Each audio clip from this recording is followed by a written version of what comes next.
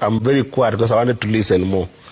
But it's unfortunate that I'm listening to, I think, the dustbin that Ahmed has talked about. I didn't mean anything bad by it, by the way. I was listening when you're talking. Okay, sir. Yeah, but, and a dustbin has got garbage. So maybe I'm listening to garbage. Then the reason is this. The reason is this. The reason is this. Yesterday, Sam, was Mother's Day. And if yesterday was Mother's Day, there are two women that I really celebrate. My own mother, who died in 2003. I took that time to remember her so much. And one of the women that I will celebrate is Ida Odinga. Perhaps it could be historical that you remember that Ida Odinga did not finish her career. She was stopped by dictatorial governments that chose to profile her because of her husband's history and contribution, that he has fought so much for this country to the extent that his family has constantly faced a lot of problems. Yep. For you to come and say that Raila Odinga, on TV, that Raila Odinga has thrown himself into the dustbin of history, then I would just ask you one thing.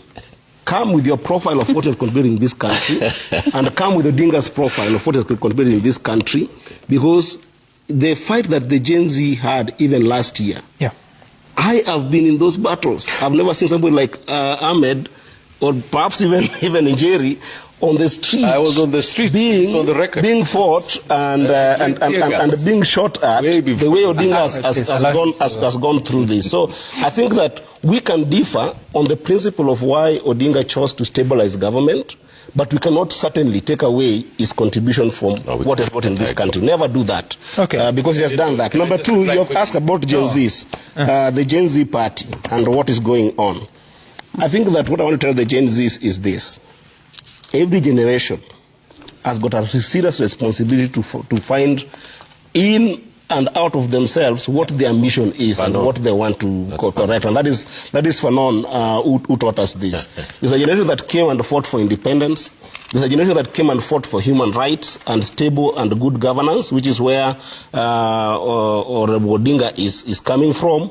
And a number of people like James Orengo, Martha Karua, all these people that we're seeing here fought for something. Right now where we are, we must identify as young people, what is it that we are fighting for? When I listen to Rigathi speak, I don't get what he's fighting for. I think he's fighting for himself, and he's fighting for a place for himself to thrive. He has no agenda. And I think that it is important that we as young people, and the Gen Zs particularly, must identify what is it the biggest problem that they want to fight for. And for me, that biggest problem still remains the question of economic justice. The idea that these young people can be able to get a country that they can thrive in.